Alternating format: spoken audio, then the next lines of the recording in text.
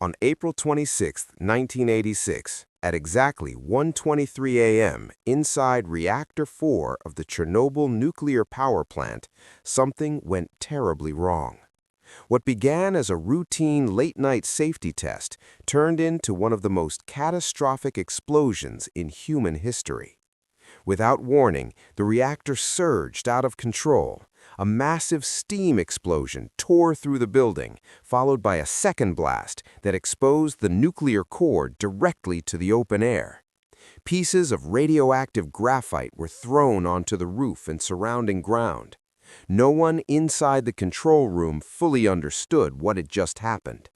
There was no dramatic fireball in the sky, just confusion, debris, and an invisible enemy spreading silently into the atmosphere.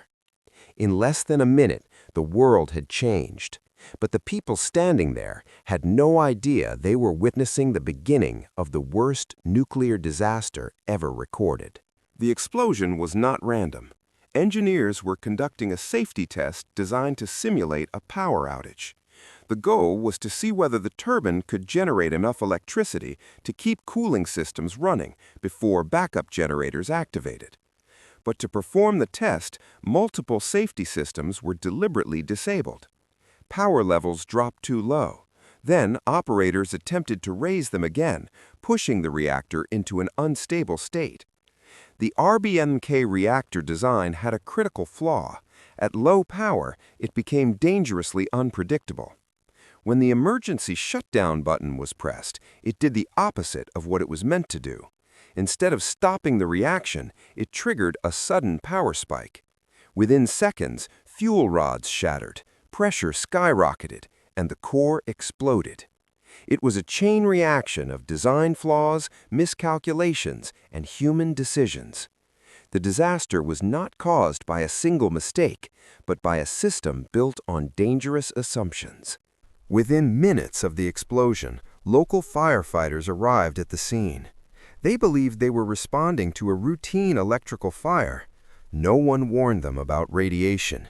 They climbed onto the reactor roof, stepping directly on highly radioactive debris without protective suits. Some picked up pieces of graphite with their bare hands, not knowing they were holding fragments of the reactor core. The air itself was toxic. Invisible radiation penetrated their bodies, damaging cells instantly. Many began feeling nauseous within hours. Their skin reddened as if sunburned from the inside. In the following days, several firefighters would die from acute radiation syndrome, a painful and devastating condition. They were among the first victims of Chernobyl. They fought bravely against something they could not see, could not smell, and could not understand. By the time the truth became clear, it was already too late for many of them. Just 3 kilometers away from the reactor stood the city of Pripyat. Nearly 50,000 people lived there, workers, families, children. In the early hours after the explosion, no alarm was sounded. No emergency broadcast interrupted the night. The city slept peacefully while invisible radiation drifted through the air. By morning, residents noticed something strange, a metallic taste, a strange smell, a glow in the distance. Children played outside. Couples walked the streets.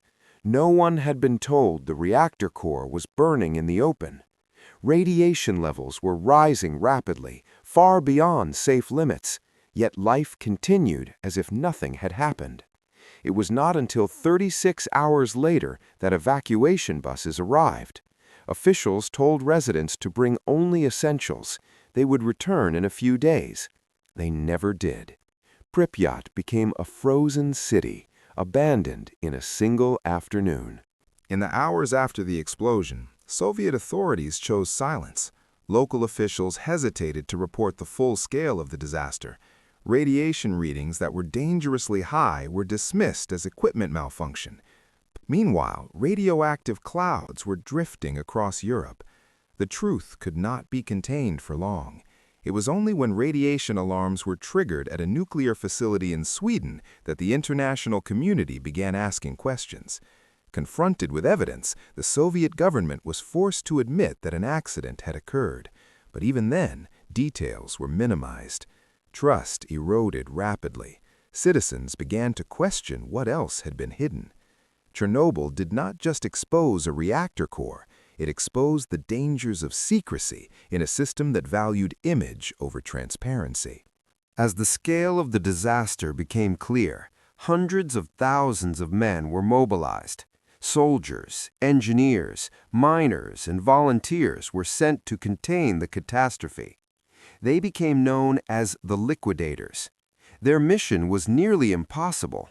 Robots sent to clear radioactive debris from the reactor roof quickly failed, their circuits destroyed by radiation, so humans were sent instead. Each man was given seconds to run onto the roof, shovel fragments of radioactive graphite, and run back. Some dug tunnels beneath the reactor to prevent a second explosion. Many worked without fully understanding the risks. Protective gear was limited. Long-term health effects would haunt thousands. In the months that followed, a massive concrete structure was built around Reactor 4. It was called the sarcophagus, a hurried attempt to seal the radioactive core from the outside world. Entire villages were permanently evacuated. Forests near the plant turned reddish-brown after absorbing intense radiation, earning the name the Red Forest. Decades later, a new steel containment structure was constructed to reinforce the original shelter. The exclusion zone remains largely uninhabited to this day. Yet nature has slowly reclaimed the land. Wildlife roams through abandoned buildings. Trees grow through concrete streets. Chernobyl became a symbol, not only of nuclear power's dangers, but of human error.